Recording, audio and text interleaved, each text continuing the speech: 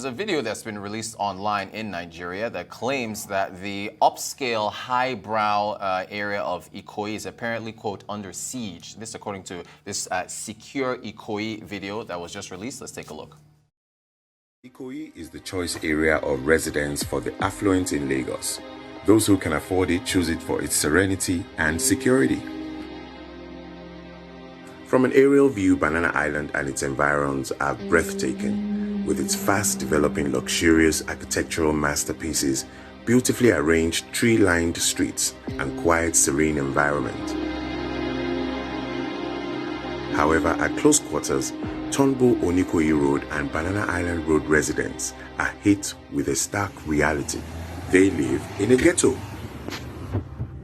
They are now overrun with street hustlers, squatters, unregistered taxis yelling out destinations. It's basically a scene you would usually find at overcrowded bus stops, reminiscent of Ajegule. There are multiple food sellers, barbershops, thugs, and gambling stations at every turn, perched under trees. There are boys clustered in large groups, smoking hemp and watching residents.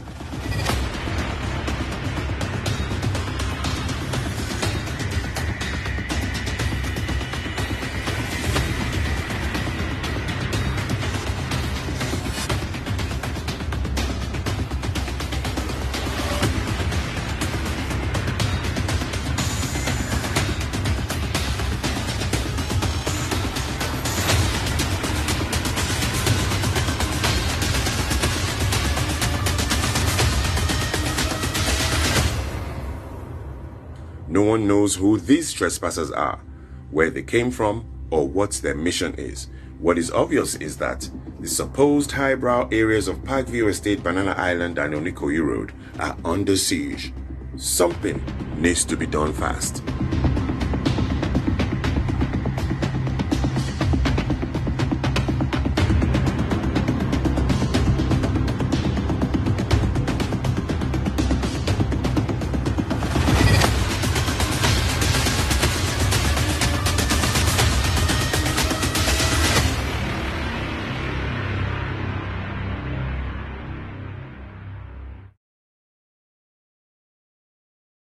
All right, joining us to discuss this is Joachim Makabong, senior analyst at SBM Intelligence, who joins us now from Lagos to discuss this. Joachim, very welcome. Good morning to you. What do you make of the video? Good morning, Curtis. The video is a very interesting one. It's trying to paint Ikoyi as a place that is under siege from people of lower class in society, but there is just one problem with that. Unfortunately, the people in Ikoyi, their lives rely on the endeavors of these people in order to make it work, right? So all the jobs they do, either as merua or domestic help and so on, their work and the things they do enable the big people in Ikoyi to live their lives. Now, so that's on one hand. On the other hand, there is also the issue of making a city something that caters to everybody, not just the rich. And that is a problem that we are unable to solve in Lagos and have not been able to solve now for quite a while. With this,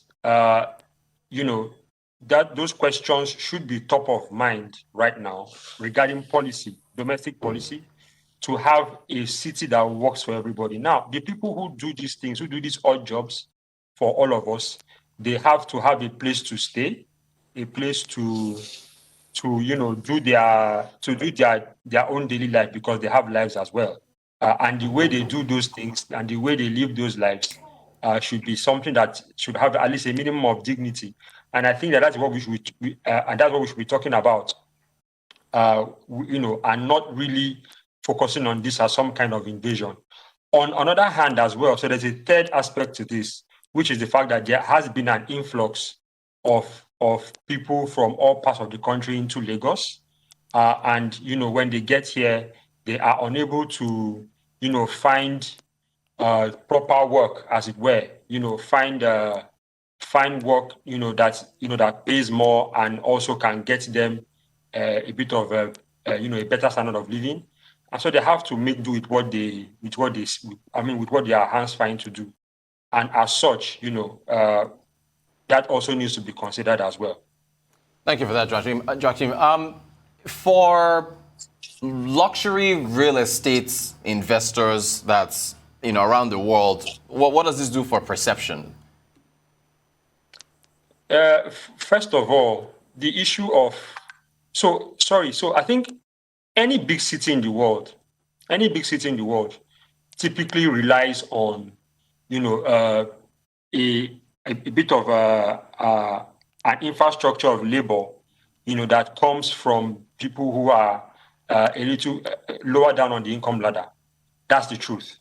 Okay, so in places like San Francisco, for example, you see people openly sleeping outside under the elements, New York, London, and so on and so forth. So they call it sleeping rough, right? So in many of the biggest cities in the world, you still have this issue, you still have this problem. And in many places, the problem is not really going away, anytime soon.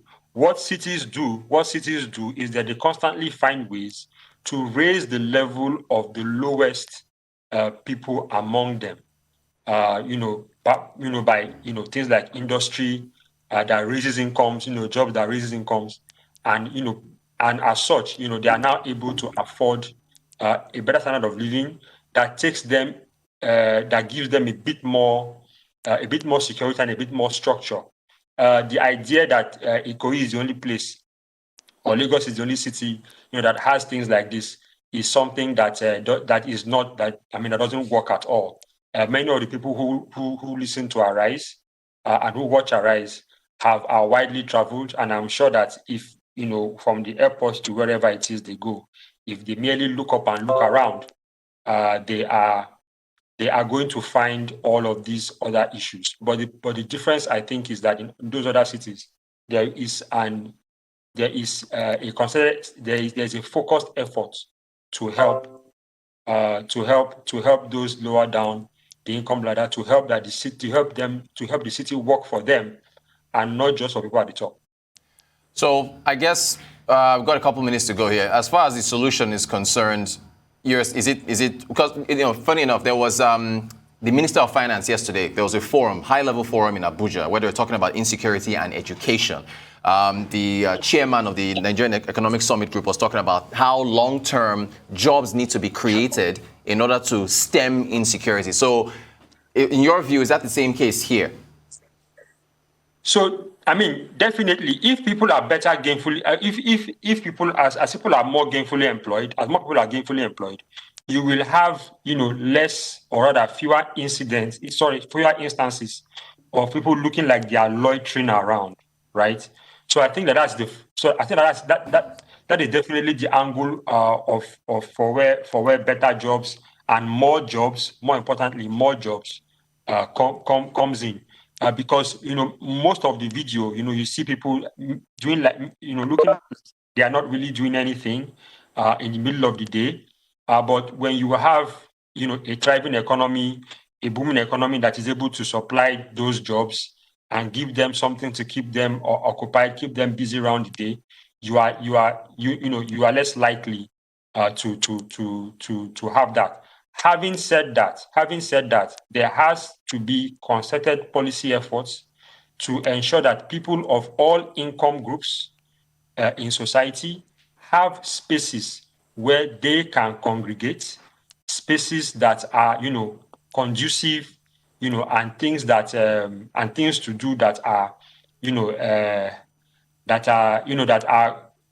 conducive for, being able to come together with society, and not just have them on the margins, on the fringes, as it were.